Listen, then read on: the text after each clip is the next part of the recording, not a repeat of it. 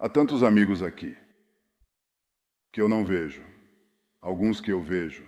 E começando primeiro com você, Richard, você tem sido um amigo maravilhoso. Ao longo dos anos, você e sua esposa, para mim e minha esposa, vocês têm sido, como dizemos em sueco. Eu quero também reconhecer outros amigos que estão aqui. Pastor Hagg,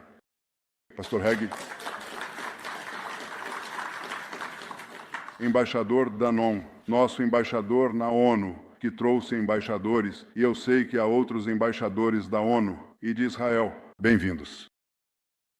Igualmente, vejo muitos amigos na multidão. Malcolm, eu vejo você. E vejo velhos amigos. Eu te fiz uma pergunta. Meu caro amigo de Minnesota, por que há tantos liberais em Minnesota? Nunca obtive uma resposta. E claro, vejo aqui também eu não o vejo, mas meu bom amigo Mark Levin. Onde está Mark? Onde está Mark? Onde está Mark? Agora aqui está um homem que fala a verdade destemidamente, de uma maneira direta e meio sutil. E ele é um exemplo do que todos vocês são, mas especialmente do que o JNS faz. E quero reconhecer Alex Tremaine, CEO, pelo trabalho que você faz, para ele disse para contrariar a concepção. Eu disse não é contrariar a concepção, é apenas falar a verdade. É disso que precisamos, porque há uma razão. Porque você não pode construir paz e segurança sobre mentiras. Se você fizer isso, mais cedo ou mais tarde, essas mentiras vão colidir com as realidades do Oriente Médio, Você não pode fazer isso. Elas colidem. Todas essas teorias que são promovidas ao longo dos anos, que são contrárias à realidade, não se sustentam ao longo do tempo. Elas caem como pedaços de um iceberg no oceano e, muito em breve, nada resta. Então você precisa de uma base sólida. E a única base sólida é a verdade. Então, eu quero encapsular algumas verdades para vocês esta noite, porque acho que elas explicam onde estamos hoje. Na fundação do Estado de Israel, há 77 anos, enfrentamos um mundo árabe bastante unido. Foi liderado por Gamal Abdel Nasser. Ele promoveu a ideia do panarabismo. Ele uniria todo o reino árabe sob sua liderança, sob seu governo. E a fonte de unidade, uma das fontes de unidade, era expulsar Israel, ou seja, se opor à fundação do Estado de Israel, que foi feita pelo regime egípcio antes dele, para impedir o Estado judeu fosse estabelecido. Mas uma vez estabelecido, tinha que ser removido. Não tinha lugar. Bem no centro daquele grande domínio árabe, não poderia haver um Estado ocidental. Éramos intrusos estrangeiros. Certo? Quero dizer, estamos aqui em Jerusalém, a cerca de 1 quilômetro da capital de Davi, que foi estabelecida há 3.000 anos. Não somos intrusos estrangeiros. Não somos os belgas no Congo. Não somos os holandeses na Indonésia. Somos os judeus na terra natal judaica, Judeia. Certo? Essa é uma verdade importante. Mas, igualmente, eles tentaram, não apenas, no início, eles não tentaram realmente aniquilar nossa história, apenas tentaram nos aniquilar. E não era uma tarefa tão grande. Éramos muito pequenos, realmente, em uma faixa minúscula, na borda do Mediterrâneo, com Jerusalém. Tínhamos Hebron, alguns milhares de anos e pouco mais. E a ideia era que você poderia cortar até o mar e acabar com isso. Então, eles não perderam tempo com propaganda. Eles apenas se organizaram, tendo do nosso ponto de vista, milagrosamente, derrotado-os na guerra de independência. Eles não achavam que tinha acabado e se organizaram-se para nos sufocar e nos empurrar para o mar, nas semanas e dias antes de 1967. E claro, você sabe como isso terminou. Terminou mesmo que eles todos dissessem, bem, Nasser colocou suas tropas no Sinai, colocou 100.000 tropas no Sinai, a Síria se juntaria a ele. Hussein, apesar dos nossos avisos, juntou-se a ele bem aqui, do outro lado da rua. E estávamos prestes a ser derrotados. Mas em 6 dias viramos o jogo contra eles e, claro, voltamos à nossa terra ancestral com força total. E a propósito, tomamos a posição elevada e não a deixaremos. É nossa. Uau! Então, eles ainda não desistiram. Eles tentaram a guerra de atrito e então, em 1973, um ataque combinado, desta vez por 2 exércitos árabes, na guerra do Yom Kippur. Eles nos surpreenderam. Em 3 semanas, estávamos às portas de Damasco e Cairo, e isso acabou com aquilo. E assim começou.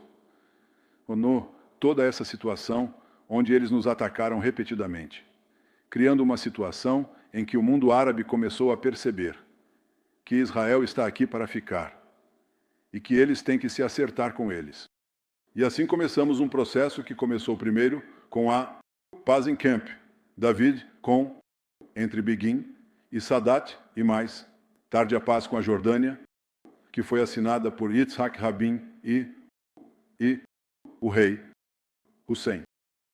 E assim, o que aconteceu foi que o mundo árabe estava lentamente começando a perceber Israel é um fato que não pode ser removido, e eles estavam começando a fazer a paz conosco.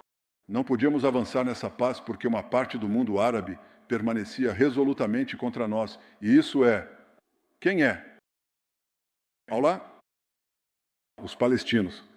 Os palestinos se agarraram à oposição original a Israel, que basicamente não se reconhece um Estado judeu, o Estado judeu. Em qualquer fronteira, em qualquer forma, Israel tem que ser aniquilado. Israel tem que ser extirpado como um tumor. Essa era a posição deles. E essa foi e continua sendo o principal obstáculo para uma paz palestino-israelense. A persistente oposição palestina a um Estado judeu, em qualquer forma e em qualquer fronteira. Essa é uma verdade que, de alguma forma, escapa a pessoas bastante inteligentes. Eles disseram no Departamento de Estado, disseram nas chancelarias estrangeiras do mundo, esse é um conceito muito difícil de absorver. Como? Eu acho que é tão óbvio. Eles continuam dizendo isso. Eles continuam fazendo isso. Eles continuam dizendo, queremos um Estado palestino em nossa terra ancestral para destruir o Estado judeu. Eles dizem isso. Eles dizem isso em Ramallah. Dizem isso em Gaza. Eles ensinam isso em Ramallah para seus filhos, ensinam isso em Gaza. Não há diferença nos livros didáticos, exatamente o mesmo.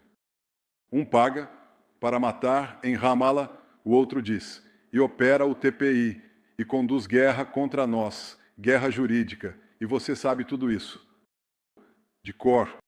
E o outro diz, não, temos que ir direto militarmente e com terror. Essa é a diferença entre o Hamas e a autoridade palestina.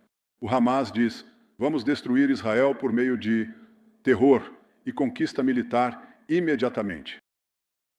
E a autoridade palestina diz, não, você vai destruí-lo politicamente, conduzindo-o através de propaganda e guerra jurídica até as fronteiras de 67, e então você pode fazer o avanço militar porque está a poucos quilômetros do mar. Essa é a diferença entre eles.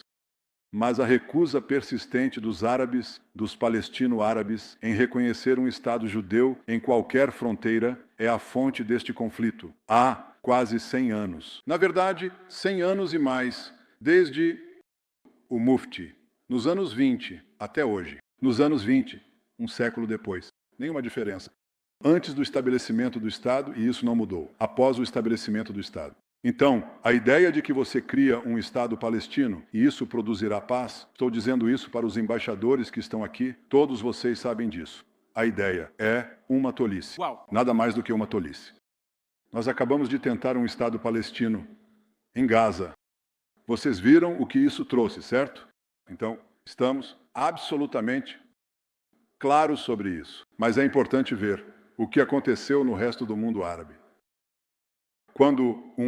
Depois que tivemos esses dois tratados de paz históricos com o Egito e com a Jordânia, esses são tratados de paz frios porque não houve realmente pacificação da população, mas entre governos. E isso ainda se mantém, e isso é bom, porque uma paz fria é muito melhor do que uma guerra quente. Ok, isso ajudou. Levou-nos mais um quarto de século para conseguir o próximo tratado de paz, porque todos diziam: a única maneira de conseguir isso é você ter que passar pelos palestinos. Ou seja, primeiro resolva o problema palestino, e então você terá paz com o resto do mundo árabe. Lembra disso? Você sabe, quem disse John Kerry? Sim, isso é muito bom. Isso mesmo, ele disse. Isso não vai acontecer. Não, não, não, não. Ele disse isso 4 vezes, na forma Saban. Eu gostaria que ele tivesse dito 5, poderíamos conseguir 5 países. Mas foi isso que ele disse. E essa era a suposição predominante.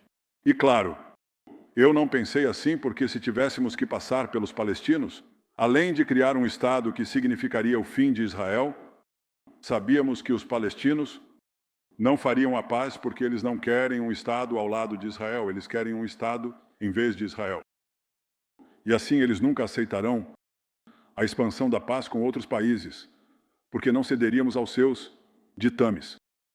E então o que decidimos fazer eu decidi fazer algo diferente. Decidi contornar os palestinos e fomos diretamente às capitais árabes. Fizemos 4 tratados de paz com 4 estados árabes em cerca de 2 meses. E assim expandimos o círculo de paz, mas o principal que você pode ver aqui é que o número de estados árabes que nos atacaram, 5, possivelmente 7 estados em 1948, 3 em 1967, 2 na Guerra do Yom Kippur, depois 1 na Guerra do Líbano, em 1982, continuou diminuindo. E, basicamente, o mundo árabe começou a normalizar suas relações com Israel. E essa é a boa notícia. A má notícia é que o mundo árabe estava sendo substituído por outra força, muito mais potente que apareceu no horizonte, e essa força é o Irã. Começando com a Revolução Islâmica no Irã, em 1979, o Irã começou a ser a força islamista potente no Oriente Médio e, basicamente, a substituir o mundo árabe como o motor dos ataques contra Israel.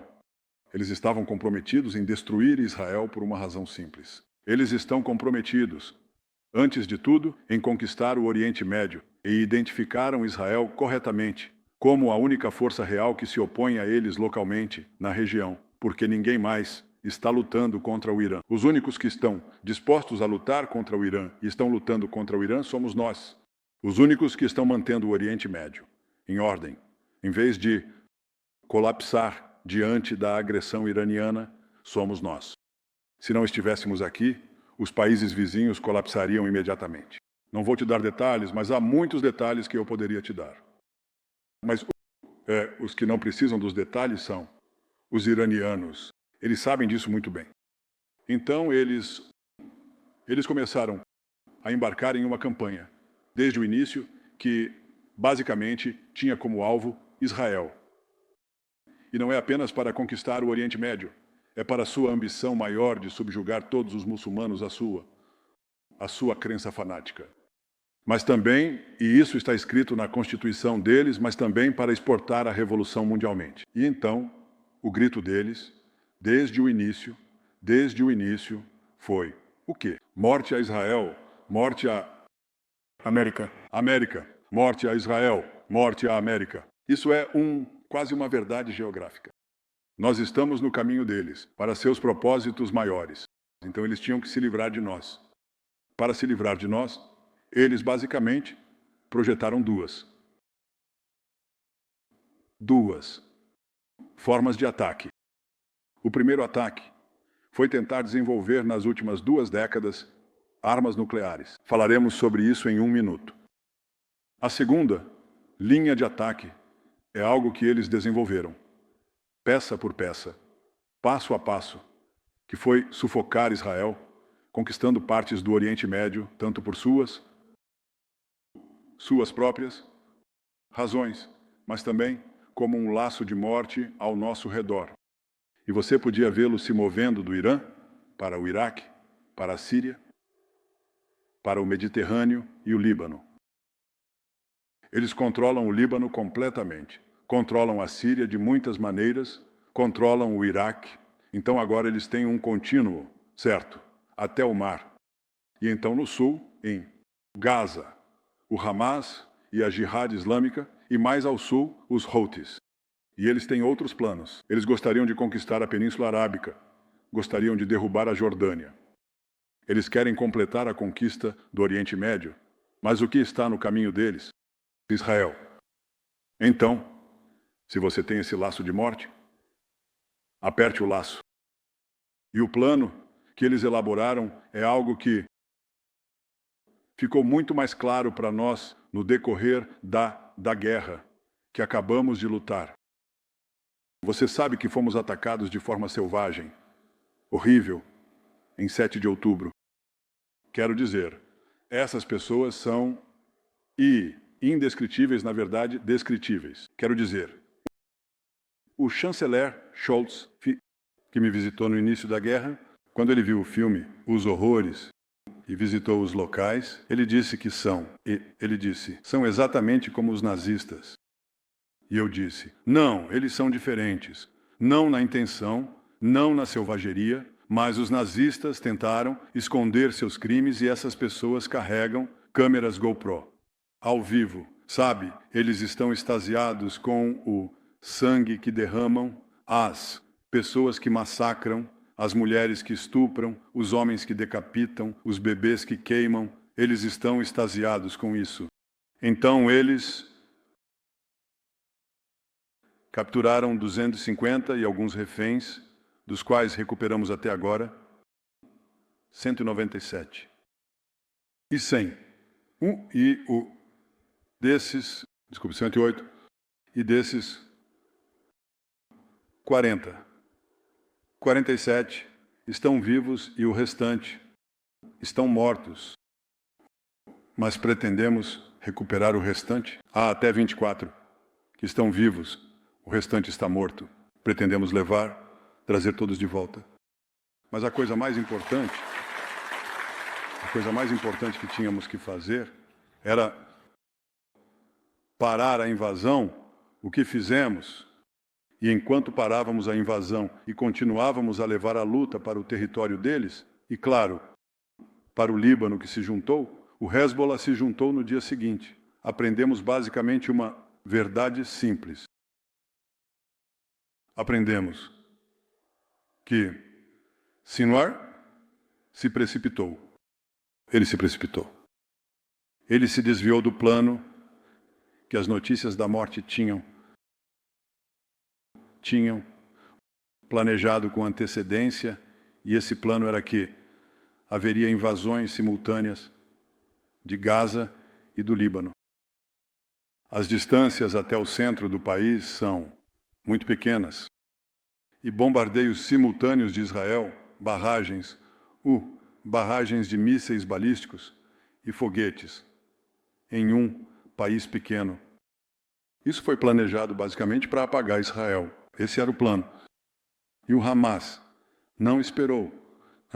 Não conseguiu se conter. Eles dispararam muito rapidamente. Na verdade, o Hezbollah foi pego de surpresa. Eles disseram, por que não nos avisaram? Eles deveriam nos avisar, mas eles não os avisaram. E assim tivemos tempo para prevenir uma invasão terrestre semelhante, que teria sido muito mais potente, porque não há comparação com o poder do Hezbollah. Eles eram uma força comparada aos Nukba, os monstros que nos atacaram, muito mais potente. Mas naquela altura, pudemos mover nosso exército para o norte.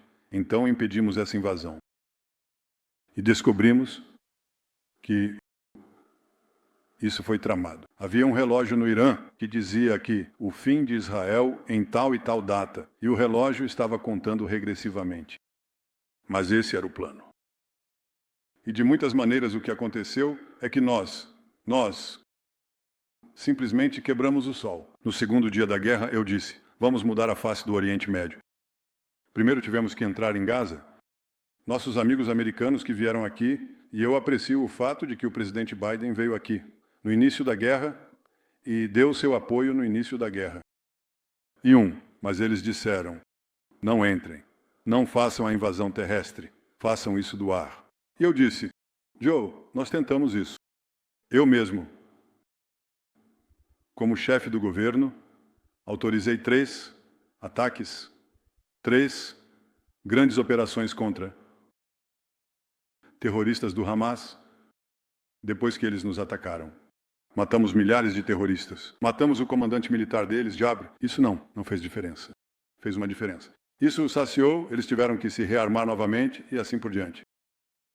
Mas não parou e eu disse, isso não vai funcionar, temos que entrar. Então, contra o melhor conselho, deles nós entramos. E então, eles disseram, bem, muito em breve a guerra de propaganda começou a trabalhar contra nós. Então, enquanto fazíamos nosso avanço militar, apoio diplomático que tínhamos no início da guerra se voltou contra nós. E agora estamos enfrentando pressão para mitigar a luta e muito em breve para parar a luta. Entramos na cidade de Gaza, eles não gostaram. Entramos no hospital Shifa, algum hospital, certo?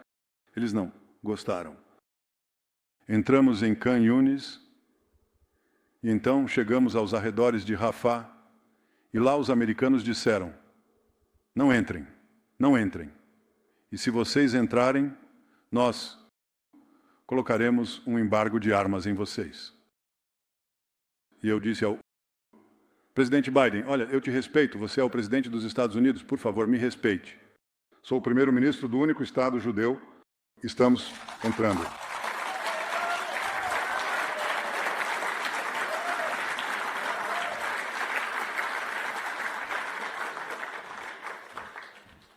E o secretário de Estado, Blinken, veio alguns dias depois e disse, o presidente está falando sério. Eu disse, eu sei que ele está falando sério, ele vai fazer isso. Eu sei que ele já fez isso.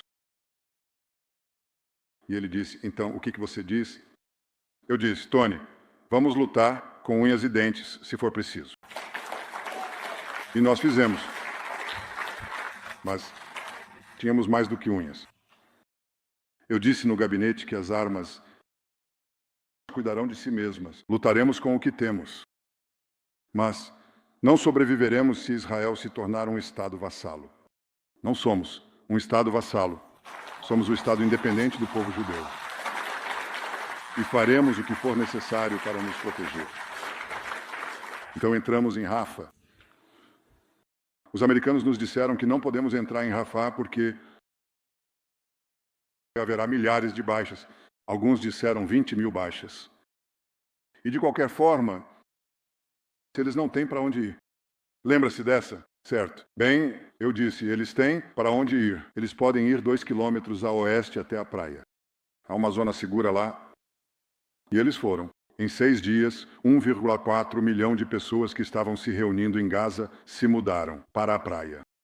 Porque continuamos mantendo-os longe do perigo. E visitei o extraordinário comandante da brigada lá na travessia de Rafah. Vi nossos soldados e perguntei a ele, Sohitzik, quantos terroristas você matou? E isso foi no meio do combate. Ele disse, neste ponto, 1.203. Eu disse, como você sabe? Eu disse, contagem de corpos, nós os vemos, eles estão, você sabe, nós os pegamos, combatentes. E eu disse, quantos civis você matou? Sabe o que ele disse? Nenhum. Nenhum. Porque todos foram embora. Eles acabaram matando 2.000 terroristas. E praticamente nenhum civil. Na verdade, as únicas mortes de civis registradas foram no início do combate, pelo que sei, porque lançamos uma bomba perdida antes de realmente entrarmos. E ela atingiu um depósito de munições que o Hamas havia colocado entre civis, e 20 terroristas morreram e 20 civis morreram. Mas no decorrer do combate, as suposições que foram transmitidas ao redor do mundo, falsas, de que criaríamos mortes extraordinárias de civis, ou que eles não tinham para onde ir, foram provadas erradas.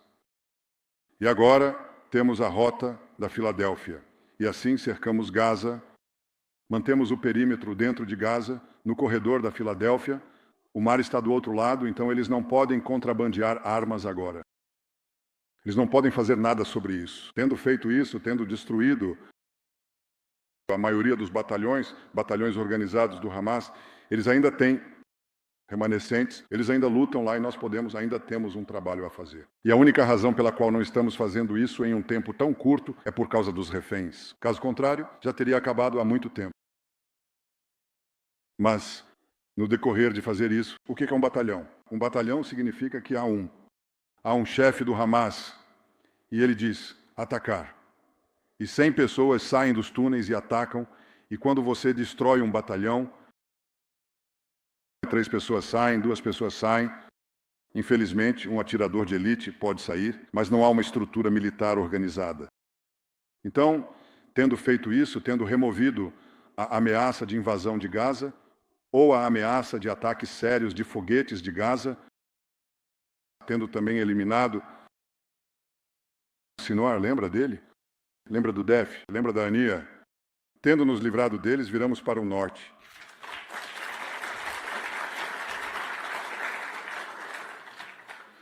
E tendo virado para o norte, tínhamos essa coisinha, sabe? Os Vipers. Você se lembra dos Vipers, os pagers? Sim.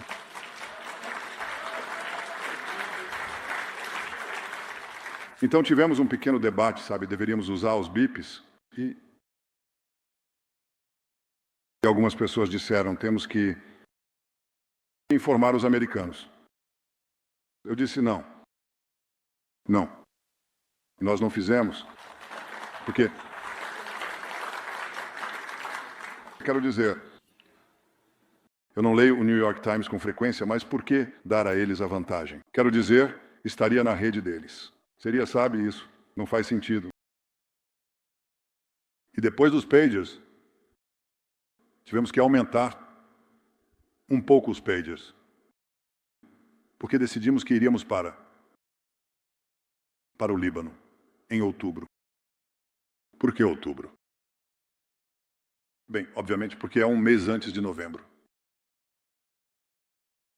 Você vai entender isso. Ok. Mas no TID final, terceira semana, eu acho, de setembro, soubemos que o Hamas, ou melhor, que o Hezbollah tinha enviado 3 pagers para serem escaneados no Irã. Nós já havíamos bombardeado um scanner que eles iam trazer, então nos livramos disso. E do cara que o operava. Mas agora eles tinham esses... E, você sabe, eles têm essa quantidade minúscula de TNT. E eu, quando o cara do Mossad me mostrou isso alguns meses antes, ele estava me atualizando sobre quantos tínhamos lá dentro. E eu disse, bem, isso realmente vai funcionar? Quero dizer, quanto TNT você tem aí? E então ele diz, eu não sei, nanogramas, algo assim. E eu disse, o que isso vai fazer? Não vai fazer nada. Ele disse, não, vai funcionar, me dá isso. Eu pego o bip e eu jogo na madeira do meu escritório e ele amassou. E eu disse, ok, vai em frente. Então agora estamos prontos para ir. Mas agora acontece que eles estão escaneando isso.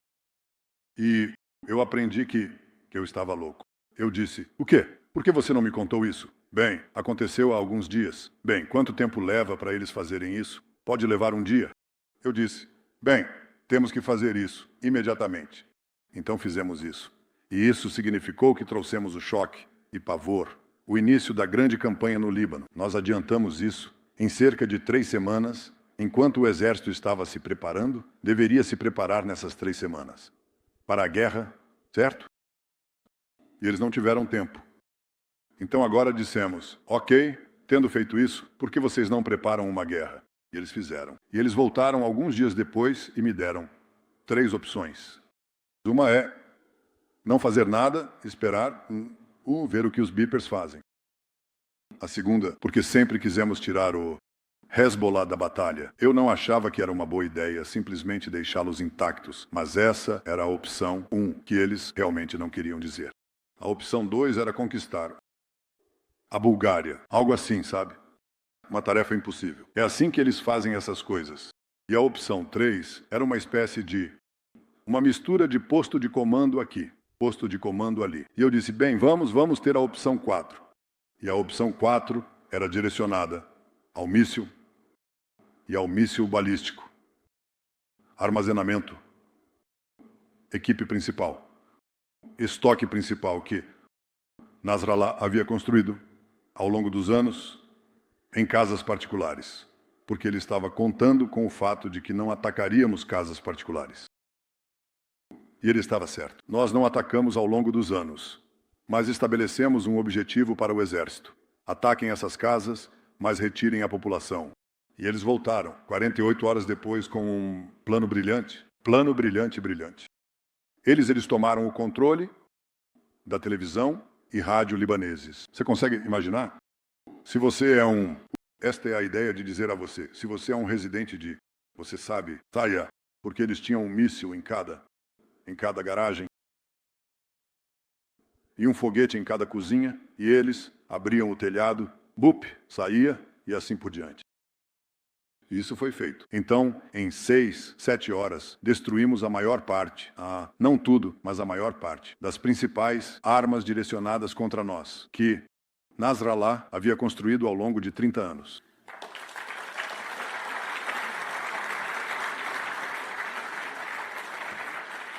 Agora, no decorrer dessas semanas, nós tínhamos mirado e matado muitos dos comandantes do Hezbollah, comandantes militares. Mas ainda havia uma pessoa lá e ele estava conduzindo a guerra de forma independente. Ele estava fazendo isso, muito bem, devo dizer. E esse era o próprio Nasrallah. Então nós sabíamos onde ele estava. E a questão era, devemos atingi-lo ou não? E isso não era uma resposta simples, porque ele era o número 2 no eixo iraniano. Ele era o segundo líder xiita mais admirado no mundo xiita.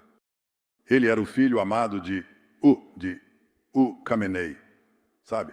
Ele era tratado como seu filho. E o que isso significa? Poderia possivelmente provocar uma guerra. Poderia trazer o Hezbollah para a guerra? Essa é uma pergunta legítima.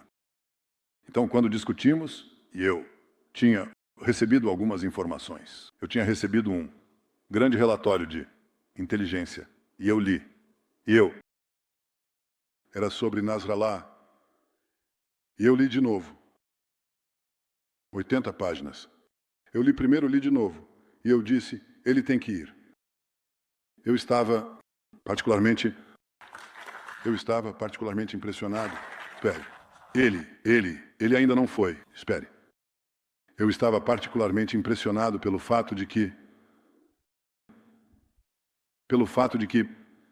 ele não era apenas um líder capaz, mas também que seu relacionamento com o Irã era um pouco diferente do que eu havia pensado. Eu diria que ele manipulou o Irã muito mais do que o Irã o manipulou. Ele influenciou o Irã muito mais do que o Irã o influenciou. E quando eu li este relatório, cheguei à clara conclusão de que ele era o eixo do eixo. E se o removêssemos, o eixo se quebraria. E então, entramos em um debate no gabinete. Devemos tirá-lo ou não? E houve duas coisas que foram levantadas. Uma, temos que contar aos americanos. Isso de novo? Eu disse, não vamos fazer isso. E a segunda era, bem, você sabe, você tem que pensar seriamente sobre as consequências. Quero dizer, o Irã tem muitos mísseis balísticos. Um míssil balístico é algo que vai de onde estou até aquela parede. É como um ônibus cheio de toneladas de TNT.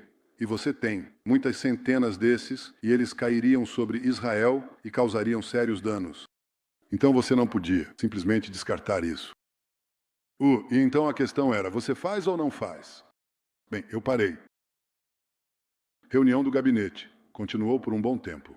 O gabinete estava dividido, não meio a meio. A maioria queria fazer, mas alguns não.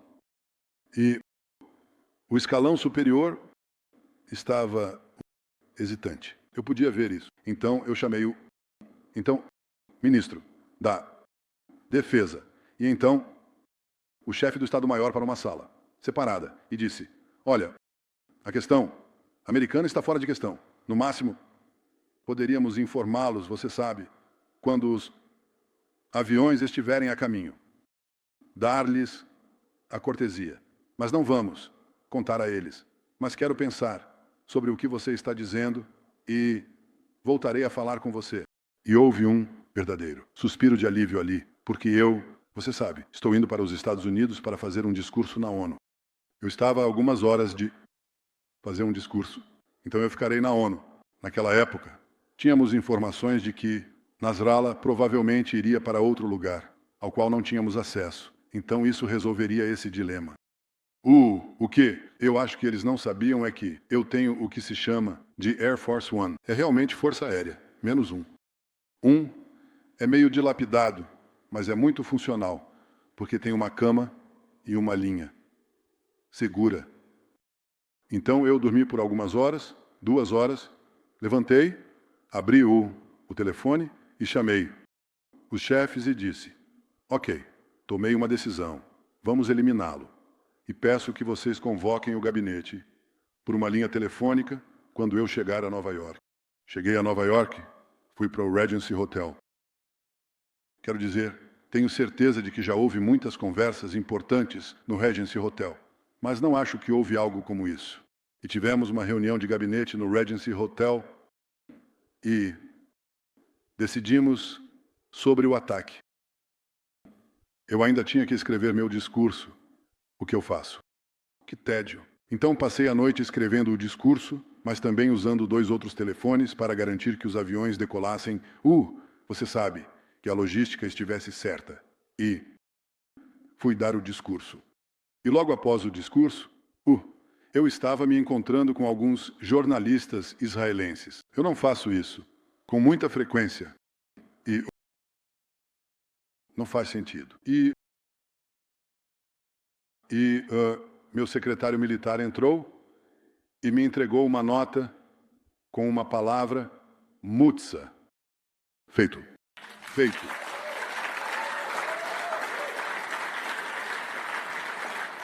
Agora, o colapso,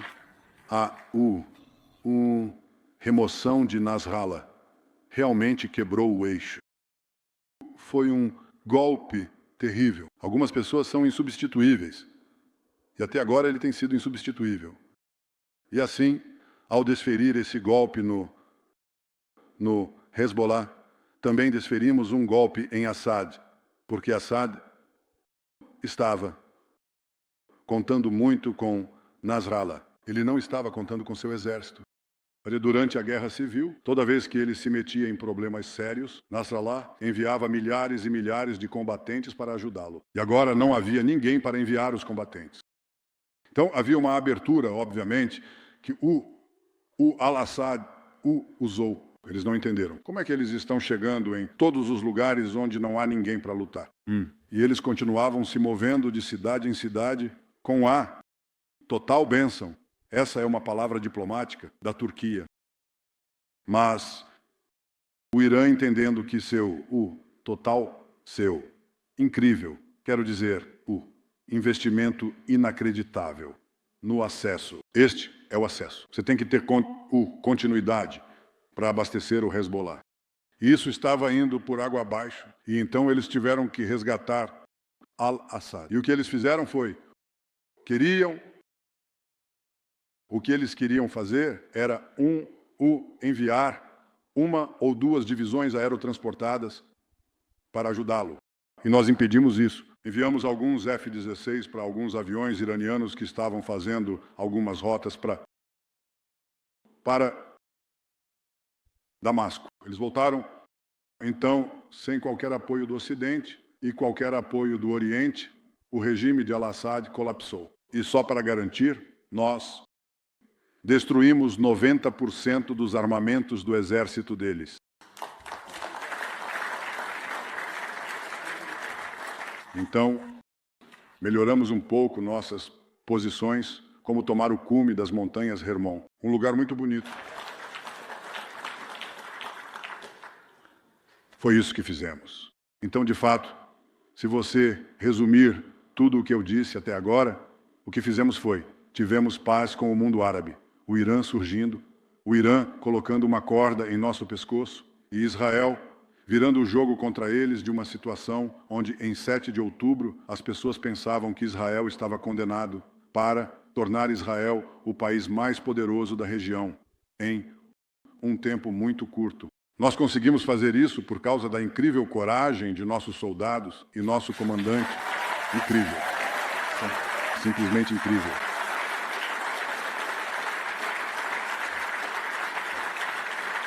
Quero dizer, eles são realmente os leões de Judá. Quero dizer, eles realmente lutam. Eles são heróis. E aqueles que caíram são heróis. E aqueles que estão feridos, você deveria ver os feridos. Você sabe? Eles perdem... Há um cara que perdeu um membro e 2 pernas. E ele tem essas. Você sabe essas próteses de pernas e um braço. E ele levanta o outro braço. Você sabe? Ele diz, eu quero voltar e lutar. Você sabe? E ele não está sozinho. Esses são heróis incríveis. Então, tendo feito isso, destruímos o acesso iraniano, mas não terminamos o trabalho. Lembre-se, ainda há mais a ser feito. Temos que terminar a guerra em Gaza, trazer nossos reféns de volta e destruir o Hamas. O Hamas, não, estará lá. E não vamos colocar a autoridade palestina lá. Por que substituir um regime que jurou nossa destruição por outro regime que jurou nossa destruição? Não faremos isso. Posso dizer que Israel, em qualquer caso, controlará a área militarmente. Isso não vamos sucumbir a qualquer pressão para não fazer isso. E eu acolho muito bem o plano do presidente Trump de permitir a realocação voluntária dos habitantes de Gaza que querem sair. E acredite em mim, muitos deles querem sair. Então, o que resta? Bem, muitas coisas e muitas oportunidades, mas obviamente todas irão por água abaixo se o Irã conseguir armas nucleares. A razão pela qual o Irã não tem armas nucleares é porque governos sucessivos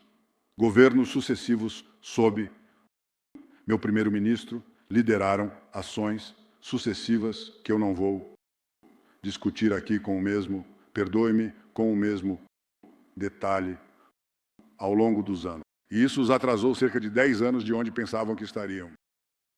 10 anos atrás, eles já achavam que teriam um arsenal nuclear. Eles não têm, mas nós os atrasamos, mas não os impedimos. Então eles avançaram muito no enriquecimento. Eles estão tentando avançar na armamentação. E a questão agora é o que fazer. Felizmente, temos um presidente em Washington que está comprometido, como ele diz, e como ele me disse muitas vezes, inclusive recentemente, que não podemos permitir que o Irã tenha armas nucleares. E eu disse, eu absolutamente acredito nisso. Dediquei uma boa parte da minha vida para prevenir isso, mas há 2 maneiras de fazer isso. Uma é conseguir um acordo que os impediria de fazer isso, desmantelando sua infraestrutura nuclear.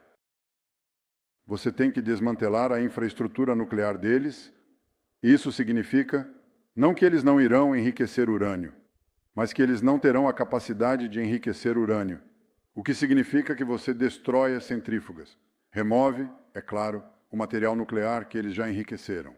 E há algumas outras coisas que você precisa fazer. Mas esse é o ponto crucial.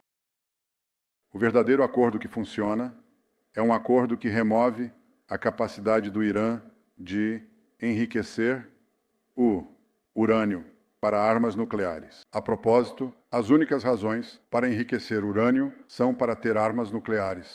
Existem dezenas e dezenas de países que têm programas nucleares civis e eles não enriquecem urânio.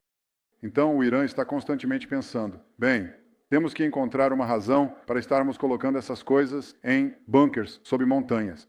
Talvez para radioisótopos, certo? Para medicina ou para submarinos nucleares. Me poupe. Eles enriquecem urânio por uma única razão e apenas uma razão, que é fazer armas nucleares que pretendem usar para destruir meu país e ameaçar a América. Uma vez que tenham as armas de entrega, mísseis balísticos, ICBMs, mísseis balísticos intercontinentais, eles ameaçarão todas as cidades dos Estados Unidos. Isso é um perigo palpável para Israel e para o mundo livre e deve ser evitado. A maneira de evitar isso é desmantelar toda a infraestrutura do programa nuclear do Irã. Esse é um acordo com o qual poderíamos viver. Qualquer coisa aquém disso poderia trazer o resultado oposto, porque o Irã dirá, tudo bem, não vou enriquecer, espere, deixe o tempo passar, espere por outro presidente. Faça de novo. Isso é inaceitável. Igualmente, acho que devemos incluir os mísseis balísticos, a prevenção do desenvolvimento de mísseis balísticos, no acordo. Acho que esses são os dois requisitos. Eu disse ao presidente Trump que espero que isso seja o quê? Os negociadores farão. Estamos em contato próximo com os Estados Unidos. Mas eu disse, de uma forma ou de outra, o Irã não terá armas nucleares.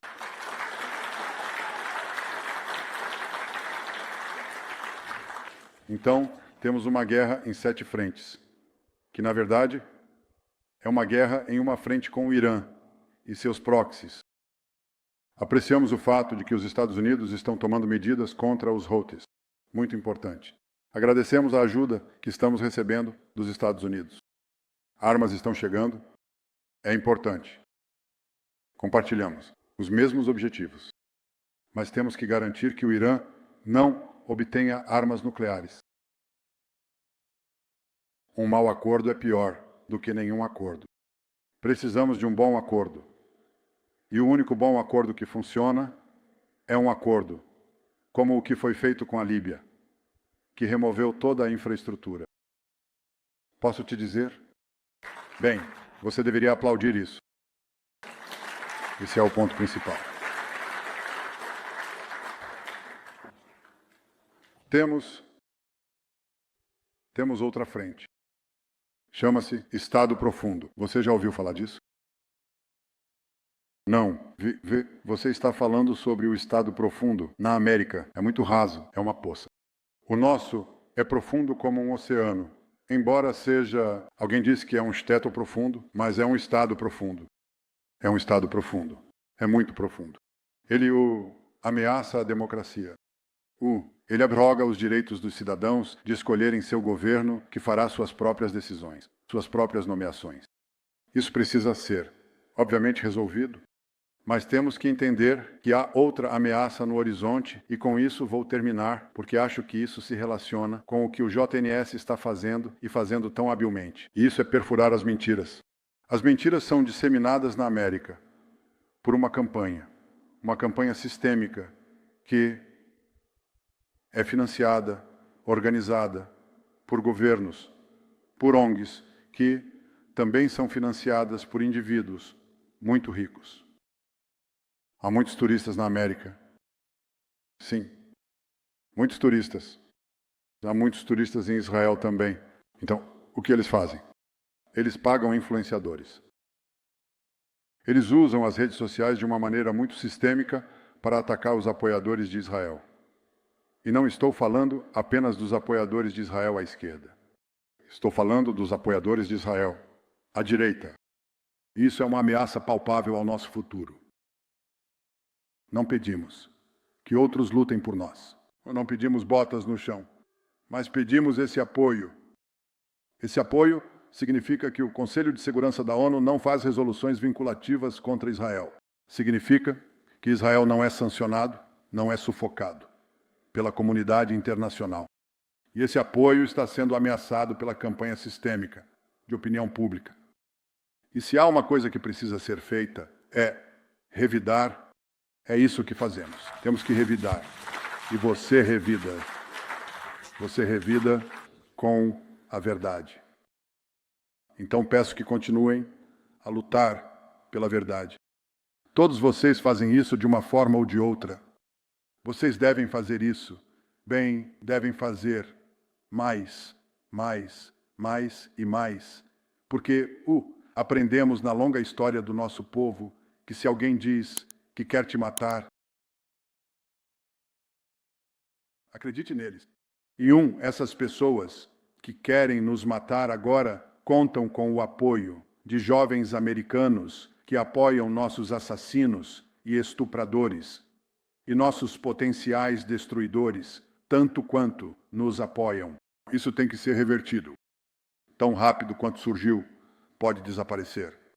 Mas como em qualquer coisa no antissemitismo, as pessoas só te respeitam se você se defender. E o principal é não se acovardar. Não se acovardar diante de nossos inimigos aqui. Não se acovardar diante das mentiras que são espalhadas aqui e ali. Não se acovardar, levantar-se e lutar de volta. Essa é a minha mensagem para vocês. Muito obrigado. Obrigado a todos. Obrigado.